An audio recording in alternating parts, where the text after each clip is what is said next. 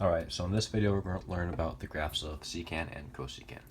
So we know that secant is reciprocal of cosecant, and we know that cosecant is reciprocal of sine. Secant is reciprocal of cosine, and cosecant is reciprocal of sine. So they're pretty much related to the sine and cosine functions. They're written out the same way. Their standard period is 2 pi, and all of these things are the same. This is still the amp.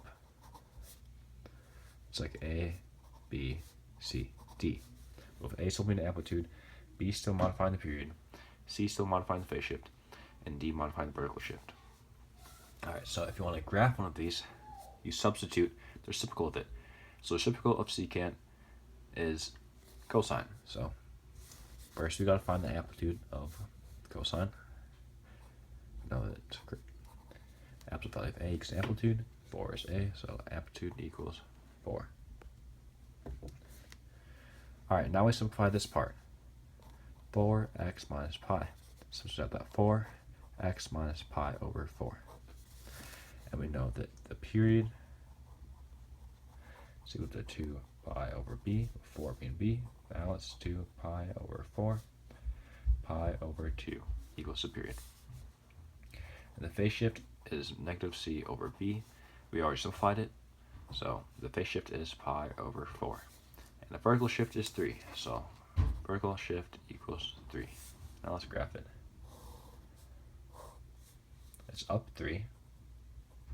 The amplitude is 4, so that would be 7. Negative 1. The phase shift is over to the right, pi over 4. And the period is pi over 2. So it says pi over 2 plus pi over 4. And you graph it like a cosine function right now. It'd be like this.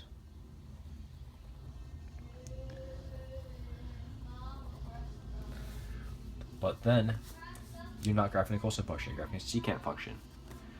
So you draw an asymptote in the midpoint between the maximum and minimum of the secant function, like this. And then you simply draw reflections at the minimum and maximum points. Now if you imagine this cosine function was there, that would look like the secant function. Now let's do some cosecant work. Same deal as secant. Amplitude is A, with 5 being A, so amplitude equals 5. No reflection because it's not negative. Now we gotta simplify that. 2x plus pi, 2x plus pi over 2. Period is equal to 2 pi over b. B being 2, so period is equal to 2 pi over 2.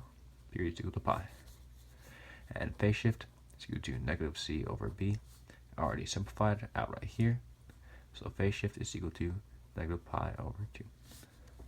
And vertical shift is equal to d, which is minus 3, so v has to equals minus 3. And let's graph it. So it's down minus 3. The amplitude is 5. 2 minus 8. The period is pi, and it's shifted to the left pi over 2 units, so minus pi over 2. And then the period is pi, so that's pi. So we pretend it's a sine function right now. Then we write asymptotes on the midpoints. That was a bad sketch or whatever. Then you simply draw reflections at the minimum and maximum points.